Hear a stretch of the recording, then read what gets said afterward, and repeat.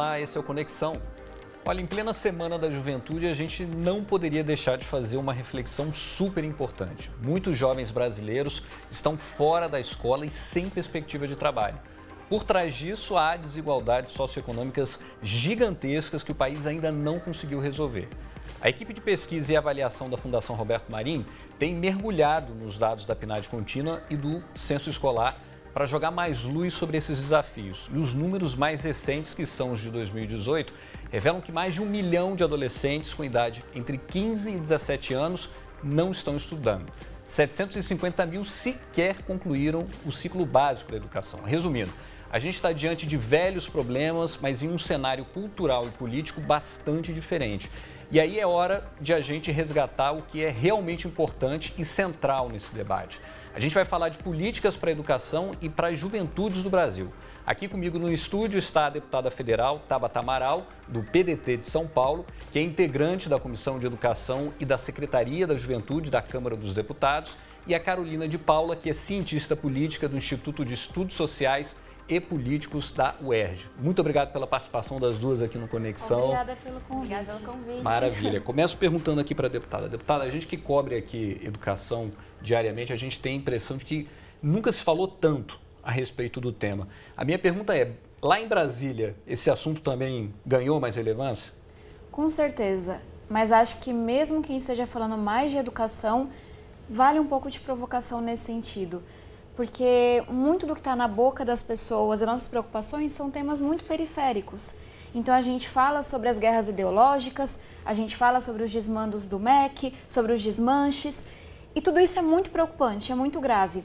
Mas me dá um pouco de receio de que a gente esteja falando sempre da fumaça, das beiradas, e não fale do que é central, que é o que a gente está conversando aqui hoje. Eu não vejo uma discussão aprofundada hoje na política, no cenário nacional, sobre uma política para as juventudes do Brasil, sobre a revolução tecnológica que a gente está vivendo, sobre esse mundo que está mudando com a perspectiva de desemprego em massa. Então, a gente está falando muito de educação, mas não sei se é pelas razões, pelas motivações corretas, que eu esperaria ver, pelo menos. Entendi. Carolina, a gente está falando aqui das juventudes que, tradicionalmente, ela tem um papel importantíssimo, né, em todas as sociedades, em todas as épocas, costumam ser um motor de mudanças, de transformações. A gente falou na abertura do programa que existe um cenário político e cultural diferente. Um dos elementos novos com que a gente está tendo que lidar é a questão da internet. Como é que você vê hoje a mobilização das juventudes nesse cenário? Eu acredito que a internet, ela nasce com uma função bastante positiva, né, de mobilização para participação política, mas a gente tem exemplos recentes que ela tem dois lados, né? Então tem um fator positivo de novos rostos, né, como a própria deputada, que se elege também com uma ajuda também das redes sociais, de colocar, né, pessoas que estavam fora da política para dentro da política, se envolver em pautas, mas também existe um lado que ele tem a questão das informações muito variadas, então a internet... É uma visão fragmentada das coisas. Então eu acho que a gente vive um momento em que nem tudo é somente de uma cor, né? Existe uma escala de cores nisso, e acho que é importante a gente colocar isso em questão também, quando a gente fala sobre as vantagens dessa participação que vem pela internet. Entendi. Eu queria mostrar, a gente tem um link aqui que é da página da própria Câmara dos Deputados, que mostra ali a pauta da Comissão de Educação. Ali estão todas as propostas que estão em tramitação, estão sendo discutidas, porque eu queria trazer esse debate aqui para a deputada. A gente abrindo ali o sistema, a gente vê que existe uma série de proposições ali, muito particulares, e a impressão que dá é que são propostas muito isoladas. A gente consegue ver ali dentro da própria Comissão de Educação uma agenda mais organizada e mais definida para esse debate sobre a educação e sobre as juventudes?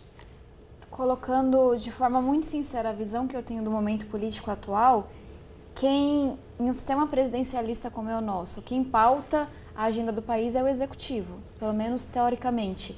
Então, quem diz qual vai ser a política para a educação, a política para a saúde, para a segurança pública, a política econômica é o executivo. E a gente vê que nesse ano o executivo vem ficando muito ausente, especialmente de pautas sociais. Então, a gente tem uma agenda econômica de reforma da Previdência, de reforma tributária, mas qual que é a visão de país para as pautas sociais? Então, eu venho defendendo com muito afinco e realmente me reunindo com líderes e com o presidente da casa e falando, olha, essa agenda talvez não venha do executivo nesse momento. ela tem que vir da Câmara, mesmo que não seja usual. Porque é essa provocação. A gente tem muitas ações meritórias, mas isoladas. A gente não está parando para pensar o país como um todo para os próximos 4, 8, 12 anos. Aquelas discussões que vão realmente promover uma mudança que estrutural. A roda girar, né? Pois é. E aí é para a gente falar de financiamento, como é o caso do Fundeb, de uma política nacional de ensino técnico e profissional, da reforma do ensino médio, como que a gente vai implementar o itinerário técnico, que vai ser um desafio muito grande para as redes. Então, a gente tem na Câmara hoje uma comissão externa de acompanhamento do MEC, que eu sou a coordenadora. E a nossa maior preocupação é fazer o MEC olhar para o que importa. Então, a gente está indo em cada secretaria, cada autarquia, para entender, tem um planejamento estratégico? Ele ainda não está pronto, mas a gente vai em cada órgão para entender onde que eles estão nesse planejamento. Pois é, eu dei uma olhada no trabalho que você tem feito na Câmara nesse período e vi que tem vários pedidos de sua autoria despachados para diferentes ministérios pedindo planejamento estratégico dos ministérios, de autarquias, enfim. O que você tem percebido? Tem chegado esse retorno? Então, eu tenho um diálogo hoje muito bom com os secretários que estão no MEC e as visitas são muito boas porque a gente está falando de coisas que importam. Enem digital, qual que é o planejamento para conectar as escolas, para que as crianças sejam alfabetizadas digitalmente? Agora, o planejamento não existe ainda, então a gente acredita e tem esperança que ele vai ser feito para os próximos 3 anos, mas fica uma crítica de por que não foi feito na transição. Então a gente está com um ano inteiro sem planejamento para a educação. Isso não é bobeira, isso não é coisa pequena. A gente está falando de um Brasil com taxas de abandono, de evasão escolar altíssimos, de um Brasil cada vez mais desigual, que cada vez exclui mais. Então acho que o nosso papel na Câmara vem sendo cada vez de fiscalizar mais, que a gente esquece, né, que deputado não está lá só para legislar, está para fiscalizar também, cobrar isso do MEC e ser propositivo. Então eu vou continuar batendo na tecla. No segundo semestre, o Congresso tem que ser propositivo na agenda social. Não dá para ter reforma só econômica quando a reforma mais urgente que a gente precisa é a social. Pois é, Carolina, e nesse cenário que a gente tem mais da metade da Câmara renovada, quer dizer, rostos novos que estão ali, né? Políticos que estão chegando agora ali no parlamento e que vão ter que exercer esse papel de fiscalização importante em cima de um novo governo, inclusive, né? Exatamente. A questão é que não existe uma definição de uma pauta única, né? A gente sabe que houve uma renovação, mas houve uma renovação muito variada, né? Quando a gente pensa assim, a renovação é sempre positiva, mesma questão que eu puxei anteriormente falando da internet. Depende de qual renovação a gente está falando. E a gente sabe que dentro do Congresso existe uma série de regras, uma série de dificuldades para conseguir colocar em discussão questões, né? Levar adiante projetos também. É necessário uma série de acordos e apoios para isso. Então, é uma renovação que ela é positiva, por um lado, mas por outro também a gente tem essa dificuldade da articulação, né? E um Congresso cada vez mais dividido em termos de partido, e a gente percebe que existe pouca conversa que consiga levar para uma ação prática nesse sentido. O que a Carolina trouxe é muito importante porque é isso que está acontecendo. A gente tem um monte de debates ideológicos, um monte de fumaça, e ministro e presidente falando, tem muito curso de filosofia. Você vai olhar para a porcentagem, é 0,7% das bolsas. E aí você vai ver que os dados não tem nada a ver com aquela realidade que é pintada. Só que a gente tem uma sociedade que sua grande maioria não foi à escola. Eu sou da primeira geração que pôde terminar o ensino médio em uma escola pública. Meu pai falava, na minha época a escola era coisa de rico, então estude. Ele foi até o fundamental só. Então, essa população não conhece o que é uma universidade pública. Ouve o que está sendo dito e fala, o problema é a doutrinação. E aí, diante disso, vem a realidade que sempre se impõe, que é o quê? Os cortes, os bloqueios, o contingenciamento, porque eles usam essas palavras de forma completamente equivocada, mas o que quer dizer? Tem muita gente com pesquisa séria, reconhecida lá fora, que está sendo impedida de trabalhar. E não dá para pensar país desenvolvido, país pronto para a revolução tecnológica que não investe em pesquisa. Então é sempre isso, o confronto desses debates ideológicos, e eu não acho que ideologia é ruim, só não acho que ela cabe em todo lugar, que se choca com a realidade. Eu só queria fazer um registro, obviamente a gente está fazendo uma análise crítica, né, da atual gestão, de como a coisa está sendo levada. O espaço fica aberto para alguma instância, alguma autoridade do governo, se quiser se manifestar sobre esse tema, a gente obviamente está aqui disposto a receber essa resposta, participar desse debate também. Mas já que a gente está falando de questão de recursos, 25% das mulheres e 40% dos homens nessa faixa de idade de 15 a 17 estão fora da escola, não estão estudando porque não tem interesse. Claro que a gente sabe que não ter interesse pode ter muitas razões aí. Como é que uma questão que é objetiva como essa, né, um problema muito bem definido, como é que isso está sendo tratado dentro do parlamento? Existe sensibilidade para tratar disso? Tem um ponto que é importante dizer: o ensino médio se desconectou completamente do jovem. Então é claro que a gente tem jovens que abandonam, que evadem por gravidez na adolescência, necessidade de trabalhar, envolvimento com atividades ilegais, mas tem muita gente, e a maioria, como você trouxe, quando a gente separa os bloquinhos, é uma grande parte dizendo: eu não vou para a escola porque eu não vejo sentido. Porque essa escola pública que eu estou estudando mediana, ela não me dá uma chance no vestibular, ela não me dá uma chance no mercado de trabalho, ela não me ensina o que é ser cidadã, ser cidadão, então eu vou estudar para quê? E quando a gente olha para os dados, esse jovem ele não está tão errado assim. A escola perdeu muito sua função de ensiná-lo a sonhar, de encontrar uma profissão, de dar uma coisa que os pais não podem dar, pais de periferia, do interior, etc. Então, me preocupa muito que a gente olhe para esse problema só como uma questão social. Tem um estudo que estima que, por ano, o Brasil perde 100 bilhões de reais pelos jovens que não concluem o ensino médio. Então, também é uma questão de desenvolvimento. E aí, voltando para essa pergunta, o que a gente está fazendo? Hoje eu não vejo essa resposta. A gente tem a reforma do ensino médio, que poderia ser um sopro de esperança para você fazer um ensino médio que é mais diversificado, que se conecta com a vocação de cada um, que te conecta com o mercado de trabalho, mas poucos estados estão fazendo isso ativamente. A gente tem Pernambuco, Ceará, São Paulo, que estão de fato se preocupando com a implementação da reforma, mas esse direcionamento tem que vir do MEC, especialmente para ajudar as redes que têm menos recursos, têm menos conhecimento técnico. Agora, Carolina, esse desinteresse do estudante também a gente pode estar vendo nesse percentual um pouco da descrença geral nas instituições? De certa forma, sim, Tem né? muitas razões para eles não quererem ir, mas... Eu acho que um ponto importante, que todo mundo já deve ter reparado, é a popularização de tipos de subemprego, né? O que tem sido chamado agora de uberização e precarização do trabalho. Então, o jovem, muitas vezes, o emprego que ele tem disponível é esse tipo de trabalho, não querendo desmerecer, longe disso, mas é um emprego que não exige uma certa preparação escolar, né, nesse sentido.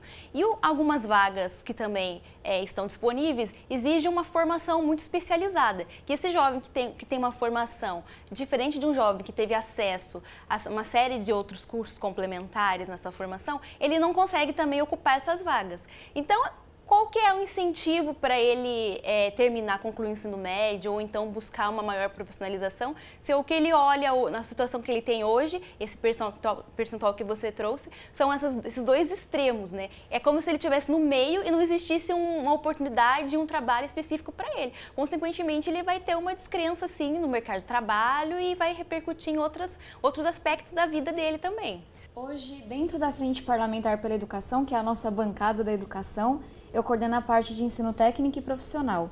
E uma primeira barreira que a gente encontra é cultural mesmo. Muitas pessoas olham para o ensino técnico como uma modalidade inferior de educação.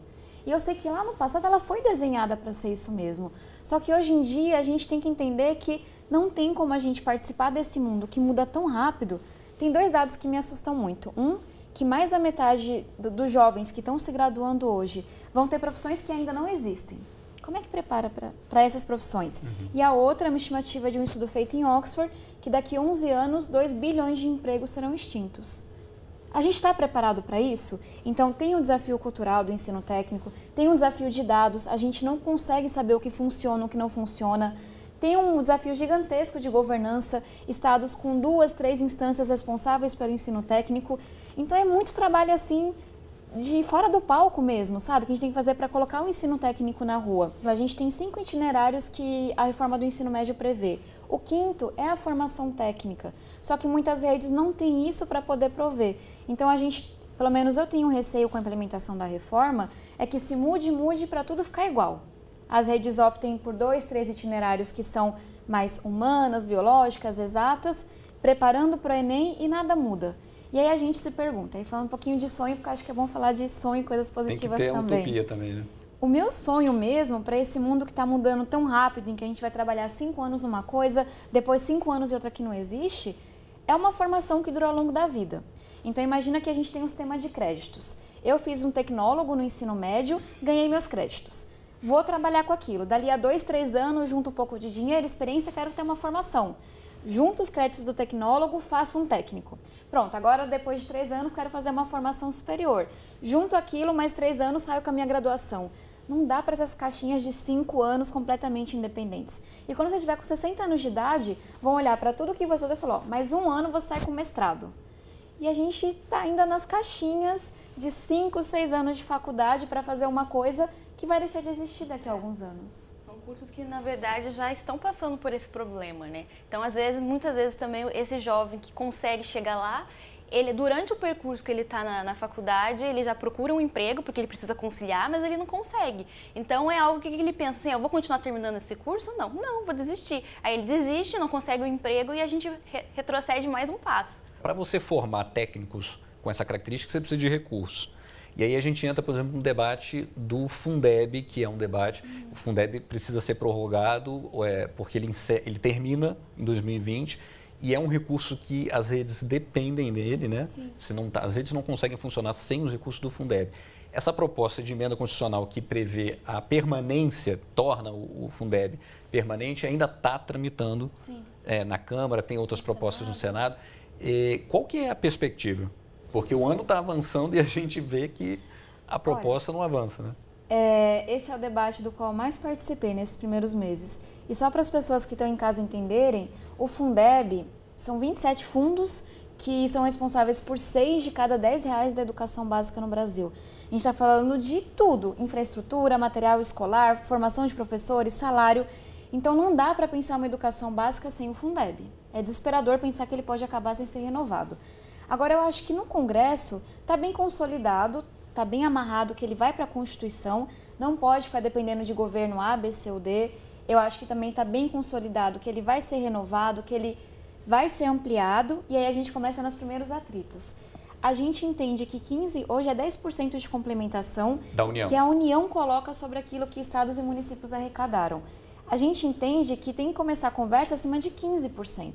Porque é muito desigual ainda o financiamento da educação no Brasil. E já o governo tem uma ideia de que 15% é o teto. Então a gente está nessa negociação de quanto que a União vai aportar. A PEC prevê um teto de até 30%, seria isso? Tem uma PEC na Câmara que fala de 30%, tem uma no Senado falando de 40%, outra de 50%. Com a crise fiscal que a gente está vivendo, eu acho que 50% é muito longe, é muito, muito sonho para essa realidade. Mas eu acho que não dá para começar a discussão falando que 15 é o teto, é o máximo daqui 5 anos. E aí tem uma outra provocação que eu sempre faço, e fica muito evidente quando você vai para a ponta do Brasil, que falta conhecimento técnico e falta incentivo para as prefeituras investirem no que importa. Ao invés de sair colocando amigos que apoiaram na eleição nos cargos, fazer uma seleção para diretor, fazer a formação de professores. Então eu defendo também, que aí é um outro ponto que a gente tem que lutar lá no Congresso, que o Fundeb tenha alguma coisa acima, algum dinheiro acima dele para incentivar as redes. Primeiro, a incentivar os municípios a buscar resultado na educação, a buscar aprendizado, para a gente ter certeza que cada dinheiro adicional, cada real, vai levar a mais matemática, a mais português, etc. E uma segunda coisa, que acho que é até mais polêmica, que os estados se responsabilizem pela educação dos municípios, que deem assistência técnica, que visitem. Porque a sensação que fica, com poucas exceções, é que o Estado é responsável por ensino médio. O que cada município faz com a educação básica, eles não estão nem aí.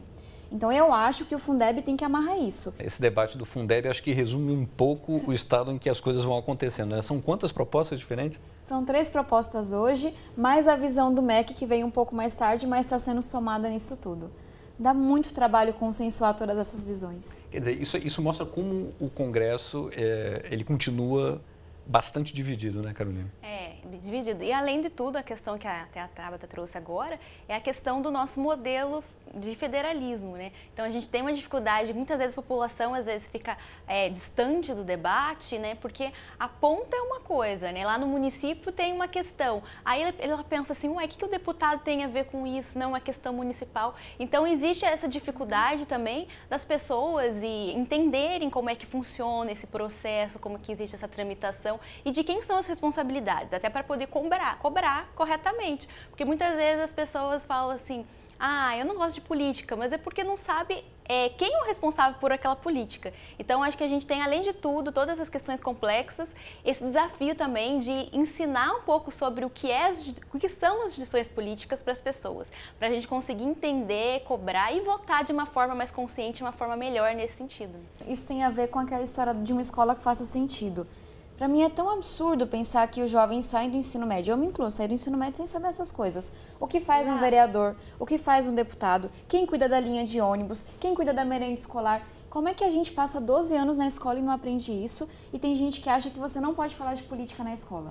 Política é tudo que a gente faz. Eu quero meus filhos no futuro sabendo com quem que eles falam, onde que eles fazem pressão.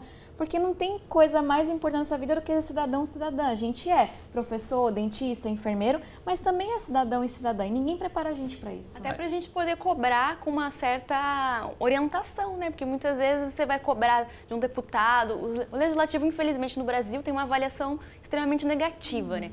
Então, ele acaba, às vezes, canalizando e centralizando todas as críticas. Não que não tenha que ser criticado, tem que ser. Mas eu acho que é importante a gente ter essa ideia de que a gente precisa ensinar as pessoas a entenderem o nosso sistema político, né? A gente está chegando no final do programa, mas eu queria falar um pouco sobre participação, então, da juventude. A gente citou um pouco a questão da internet no início.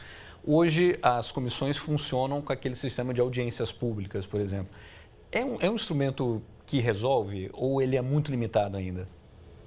Eu tendo a ver instrumentos, como a Carolina falou, da internet. São instrumentos, não são nem positivos nem negativos. Agora, eu acho que esse instrumento da audiência pública, ele está longe de ser usado da melhor maneira. Então, acontece muito, por exemplo, da gente ter uma audiência que ela evita o confronto, que ela evita trazer pessoas com ideias diferentes, com visões de mundo diferentes. Para que você vai numa audiência em que os 4 convidados têm o mesmo pensamento? A gente já sabe para onde vai. E aí tem um segundo problema, que aí também vai por outro lado, são audiências que são tão intelectualizadas e com pessoas que sabem tanto do assunto que não traduz para a população. Então, acho que uma provocação que eu tento fazer, e é difícil, mas eu tento implementar nas minhas audiências primeiro alguém tem que discordar, senão não tem que trazer os dois, traz um dos dois e já resume a história. E acho que é um segundo ponto que como é que a população vai participar?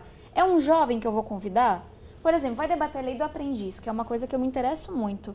Sem trazer um jovem aprendiz para sentar na mesa e falar sobre isso, será que não é uma pessoa que pode participar pela internet? Eu sempre leio as perguntas que mandam pela internet e acabam sendo melhores do que a que o pessoal fez ali, porque é o que as pessoas querem saber, é o que está no coração.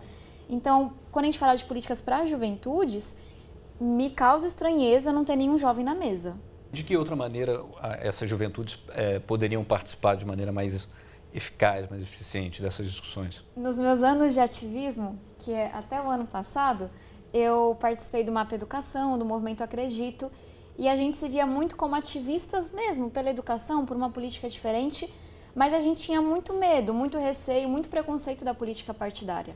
Ao contrário de muitos deputados, eu nunca fui de movimento estudantil, nunca fui filiada a um partido, porque essa não era a realidade da minha escola pública, da minha periferia. Querendo ou não, essa vida partidária fica para poucos. Então, quando eu cheguei na Câmara, eu percebi que se eu tivesse os conhecimentos que eu tenho hoje, meu ativismo teria sido muito mais efetivo. É claro que o preconceito ele era baseado em alguma coisa, a gente tem muita coisa para mudar na política, mas se eu tivesse tido um pouco menos de preconceito com os políticos, com a política, eu acho que várias ações do MAPA, por exemplo, uma que a gente fez no Brasil inteiro, para acabar com a indicação política para diretor, ela teria tido outro efeito.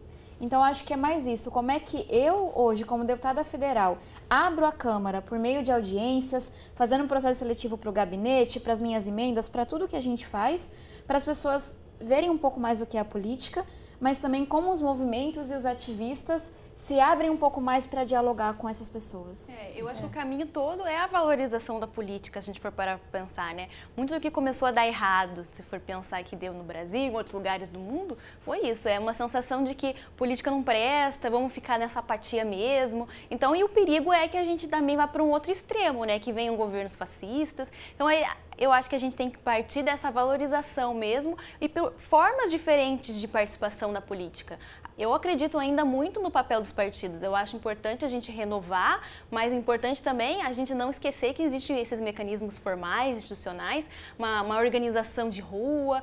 Então, eu acho importante a gente conciliar as formas de participação e as formas de renovação, né? E a ideia justamente do Congresso é essa, é pegar a variedade. A gente tem um Congresso que é eleito por um sistema representativo proporcional. E a beleza dele é esse, trazer gente de modelos e formas variadas. Enfim, democracia, né? No fim das contas, é isso que a gente está falando. Democracia, né? É o que a gente precisa e não menos. Olha, a gente está no final do programa. Eu antes queria mostrar o site da Câmara Federal. Lá é possível acompanhar todas as discussões nas comissões, inclusive a de educação, é câmara.leg.br, tem toda a informação lá. Queria agradecer muito a participação da deputada, da Carolina aqui no Conexão. Voltem sempre, a gente vai continuar acompanhando com vocês essa pauta da educação. Muito obrigado, viu? Obrigada pela oportunidade e pegando um gancho do que a Carolina fez, desejo que muitos jovens que estão nos ouvindo agora se vejam na política no futuro.